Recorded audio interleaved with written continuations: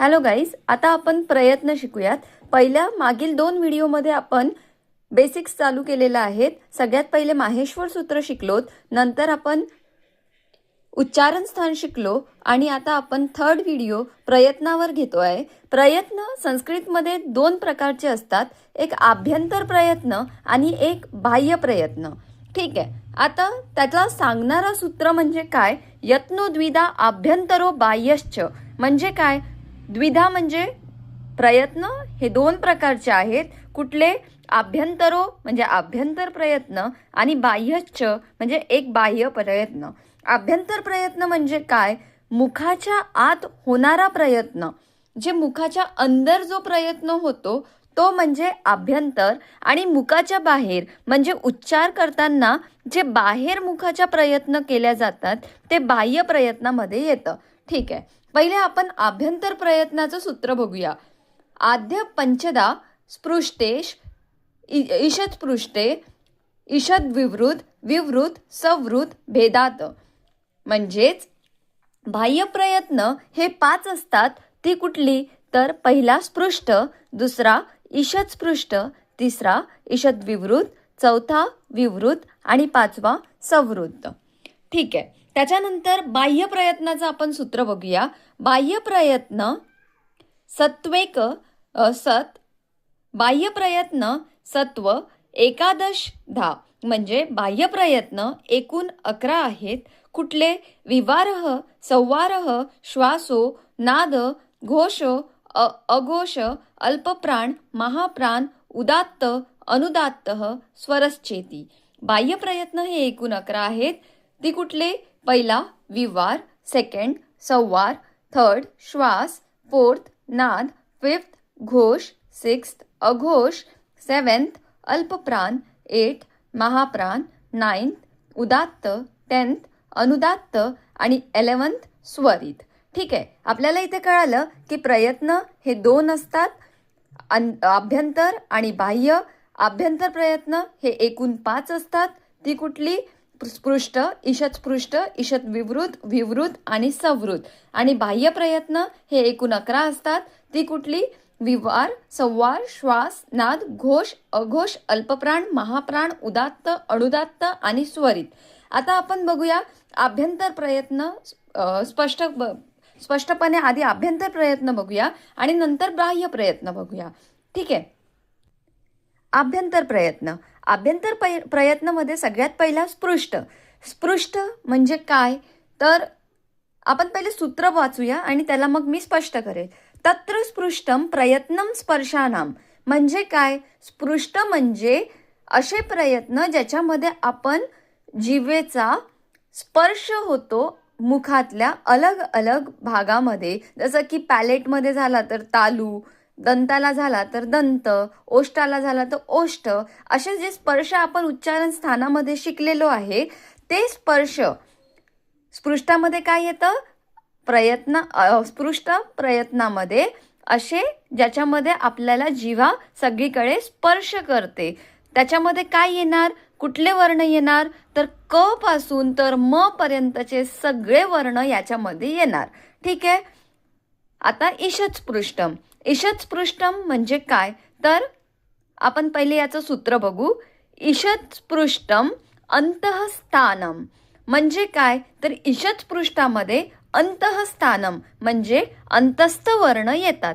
आता मागील आपण जेव्हा माहेश्वर सूत्र शिकलो, उच्चारण स्थान शिकलो, तेव्हा अंतस्थ वर्ण कुठले कुठले होते?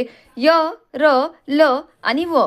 ठीक आहे, ईषद स्पृष्टामध्ये काय येणार? अंतस्थ वर्ण येणार. नंतर ईषद विवृत्त. सूत्र काय? ईषद विवृत्तम उष्मनाम. म्हणजे काय? तर उष्मनाम म्हणजे याच्यामध्ये उष्ण वर्ण येणार. ते कुठले? तर श, श, स आणि ह. त्याच्यानंतर विवृत्तम. विवृत्तम स्वराणाम. याचं सूत्र काय आहे? विवृत्तम स्वराणाम. काय समजलं? तर विवृत्तामध्ये सगळे स्वर येतात. विवृत्तामध्ये काय येतात? सगळी स्वर येतात. नंतर संवृत्त. संवृत्ताचं सूत्र काय? रस्वस्य वर्णस्य प्रयोगम संवृत्तम. म्हणजे याच्यामध्ये रस्व अ. रस्व अ म्हणजे काय? सिंगल अ जो आपण छोटा. रस्व म्हणजे संस्कृतमध्ये छोटा आणि दीर्घ म्हणजे मोठा. अ म्हणजे ऱ्हस्व, आ म्हणजे दीर्घ, छोटा ई म्हणजे ऱ्हस्व ई, मोठा ई म्हणजे दीर्घ ई. ठीक आहे. तर याच्यात काय सांगितलंय, ऱ्हस्व अ, जसं की अगद. अगद म्हटलं तर याच्यामधला जो अ आहे हा काय आहे, ऱ्हस्व अ आहे. म्हणजे तो कुठला प्रयत्न झाला, संवृत्त झाला. ठीक आहे. आपण आभ्यंतर प्रयत्न बघतोय. अभ्यंतर 5 प्रयत्न बघितलेत. स्पृष्ट, ईषत स्पृष्ट, ईषत विवृत, विवृत आणि संवृत.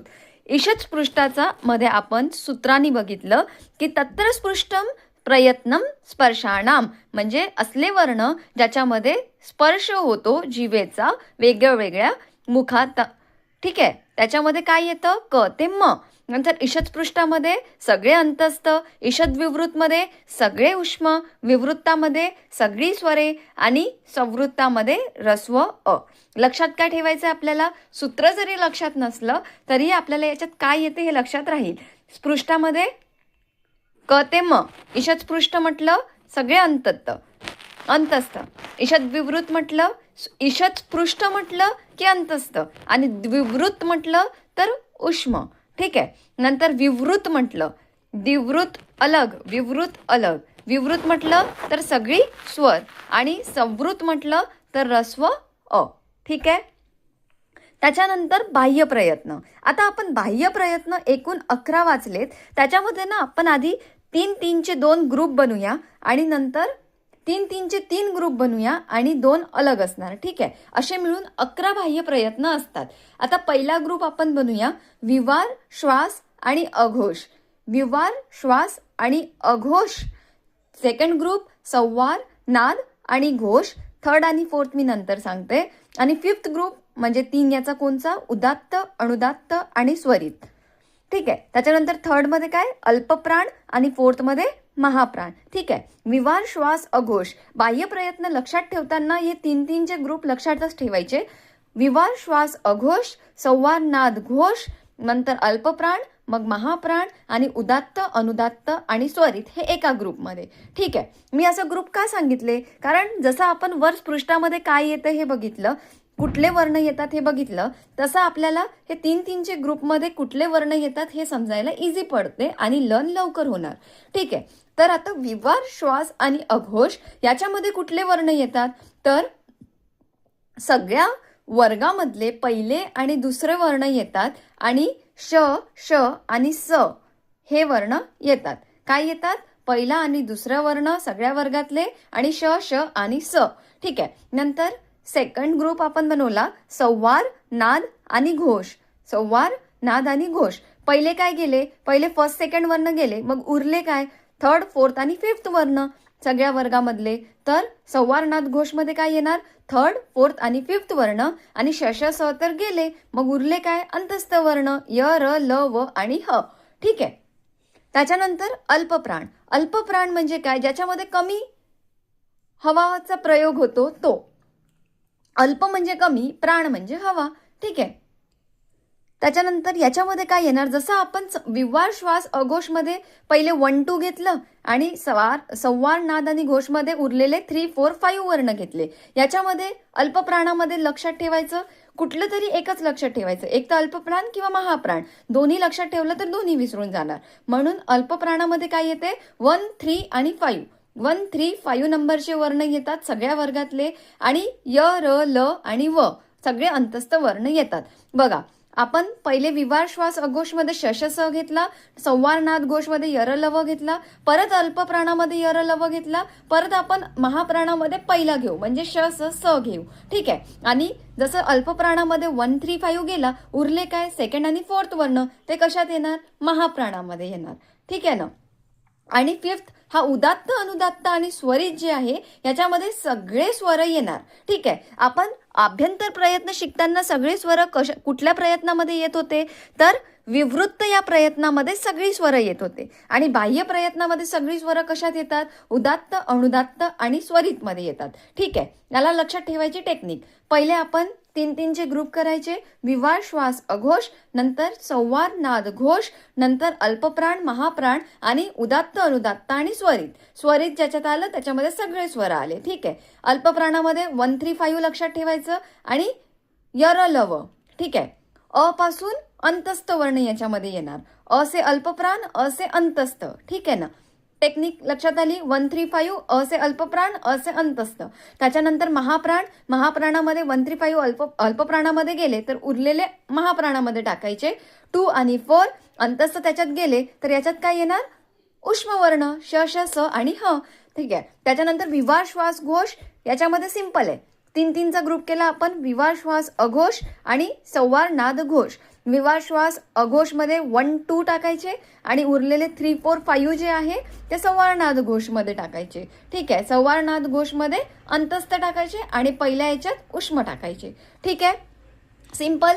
पहिले आपण 1 2 टाकले, त्याच्यानंतर आपण 3 4 5 टाकले, त्याच्यानंतर हे झाले फर्स्ट 2चे. नंतर अल्पप्राण महाप्राण समजायचं आहे. अल्पप्राणामध्ये काय येणार? अ से अल्प, अ से अंतस्थ वर्ण आणि 1 3 5 येणार पहिले याच्यात. 1 2 नाही येणार, 1 3 5 येणार.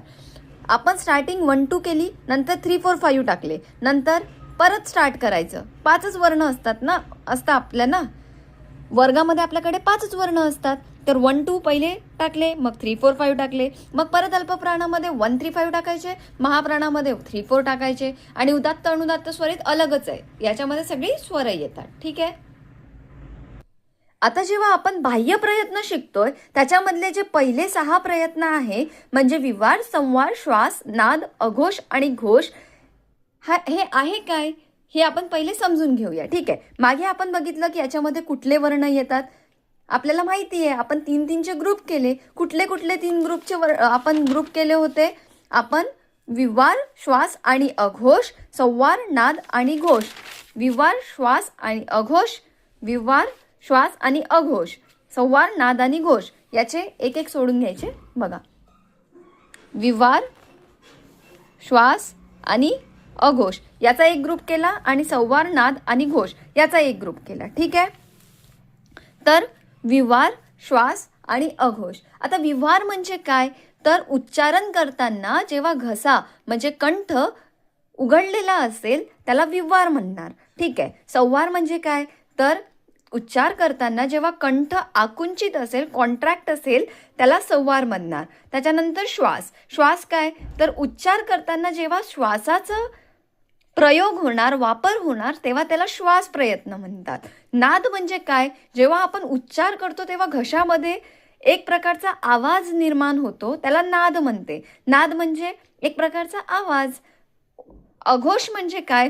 जेव्हा आपण वर्णांचा उच्चार करतो तेव्हा कंठामध्ये, घशामध्ये एक प्रकारचे व्हायब्रेशन्स क्रिएट होत नाही आणि घोषमध्ये व्हायब्रेशन्स क्रिएट होतात. ठीक आहे. विवार म्हणजे काय? घसा उघडलेला असणार जेव्हा उच्चार करतो. संवार म्हणजे काय? तर घसा आकुंचित असणार. श्वास म्हणजे काय? जेव्हा श्वासाचा वापर होणार. नाद म्हणजे काय? घसात एक प्रकारचा आवाज निर्माण होणार. अघोष म्हणजे काय? घशामध्ये व्हायब्रेशन्स क्रिएट होणार नाही जेव्हा आपण उच्चारण करू. आणि घोष म्हणजे काय? तर व्हायब्रेशन्स क्रिएट होणार. ठीक आहे. 7 आणि 8 हे हवेच्या प्रमाणावरून आपण याला डिफरन्शिएट करतो. अल्पप्राण आणि महाप्राण. अल्प म्हणजे कमी आणि महा म्हणजे जास्त. प्राण म्हणजे काय? तर इथे हवा म्हणजे प्राण समजलेला आहे. जर उच्चारण करताना तोंडातून कमी हवा बाहेर पडते त्याला अल्पप्राण म्हणते. याच्यामध्ये जसं की क आणि ग एक्झाम्पलसाठी. आणि महाप्राण उच्चार करताना जेव्हा तोंडामधून जास्त हवा बाहेर पडतो त्याला महाप्राण असे म्हणतात. एक्झाम्पलसाठी ख आणि घ. ठीक आहे. आता 9th ते 11th जे काही प्रयत्न आहेत त्याच्या आपण भेद कशापासून करतो? तर स्वरांच्या उच्चारणावरून आपण याचे भेद करतो. याच्यामध्ये काय येतं? उदात्त, अनुदात्त आणि स्वरित. आपण बाह्य प्रयत्नामध्ये शिकलोय उदात्त, अनुदात्त आणि स्वरितमध्ये काय येतात? सगळे स्वर येतात. ठीक आहे. तर उदात्तमध्ये वरच्या स्थानावरून जे उच्चारल्या जाते त्याला उदात्त असे म्हणतात. वर, उपर लक्षात ठेवता येईल. उपर, वर याच्यावरून. ठीक आहे ना. आणि अनुदात्त खालच्या स्थानावरून उच्चारलेले. ठीक आहे. स्वरित या दोघांच्या मधील. ठीक आहे. कळालं? परत आपण एक वेळ रिवाइज करूया. बघा, आपण प्रयत्न शिकलो. यत्नो द्विधा आभ्यंतरो बाह्यश्च. प्रयत्न हे 2 प्रकारचे असतात, आभ्यंतर आणि बाह्य. आभ्यंतर प्रयत्न हे 5 प्रकारचे असतात आणि बाह्य प्रयत्न हे 11 प्रकारचे असतात. आता आभ्यंतर प्रयत्न कुठले 5? स्पृष्ट, ईषद स्पृष्ट, ईषद विवृत, विवृत आणि सवृत. ठीक आहे. स्पृष्टामध्ये काय तर क ते म पर्यंत. ईषद स्पृष्टामध्ये काय तर सगळे अंतस्थ. ईषद विवृत म्हणजे काय तर सगळे उष्मवर्ण. विवृत म्हणजे काय तर सगळी स्वर. त्याच्यानंतर संवृत म्हणजे काय तर ऱ्हस्व अ म्हणजे छोटा अ. ठीक आहे. नंतर बाह्य प्रयत्न. बाह्य प्रयत्न हे एकूण 11 आहेत. त्याच्यामध्ये आपण 3-3चे पहिले 3 ग्रुप केले आणि 2 अलग ठेवले. अल्पप्राण महाप्राण हे अलग ठेवले. ठीक आहे. पहिला ग्रुप कुठला विवार श्वास आणि अघोष. विवार श्वास अघोष. दुसरा संवार नाद घोष आणि उदात्त अनुदात्त स्वरित. अल्पप्राण महाप्राण अलग. ठीक आहे. विवार श्वास अघोष मध्ये काय येते फर्स्ट आणि सेकंड वर्ण आणि श श स. आणि संवार नाद घोष मध्ये काय येते उरलेले थर्ड फोर्थ आणि फिफ्थ वर्ण य र ल व ह. हे बघा हे दोन जे आहे ना हे सोबत लक्षात ठेवायचे. अल्पप्राण महाप्राण हे सोबत लक्षात ठेवायचं आणि हे जो फिफ्थ वाला आहे हा अलगच लक्षात ठेवायचं कारण याच्यामध्ये स्वरित आलं याच्यामध्ये सगळे स्वर येतात. ठीक आहे. विवार श्वास अघोष मध्ये फर्स्ट सेकंड वर्ण श श सह. संवार नाद घोष मध्ये उरलेले थर्ड फोर्थ फिफ्थ वर्ण सगळ्या वर्गातले आणि य र ल व ह. अल्पप्राणामध्ये 1 3 5 आणि य र ल व ह. आणि महाप्राणामध्ये सेकंड आणि फोर्थ वर्ण आणि श श स ह. ठीक आहे.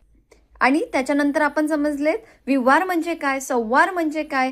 ठीक आहे ना. याचे सगळे आपण मिनिंग समजून घेतलेत. आता आपण BAMS फर्स्ट क्रॉपमध्ये जे काही PYQ MCQs आहे त्याचे काही 5 एक्झाम्पल घेऊया. आभ्यंतर प्रयत्नाचे 5 प्रकार सांगणारा सूत्र कुठला कुठला आहे. खरो विवार आहे की आद्य पंचदा आहे तर आद्य पंचदा आहे. ऑप्शन बी. ठीक आहे. क ते म प्रयत्नाच्या स्पर्शाचा वर्णांचा आभ्यंतर प्रयत्न कोणता असतो. पहिलेच सांगितलेला स्पृष्टम. बरोबर. स्पृष्टामध्ये काय होते स्पृष्ट स्प पासून स्पर्श लक्षात ठेवता येतो. ठीक आहे ना. क ते म पर्यंत स्पृष्ट सांगतो.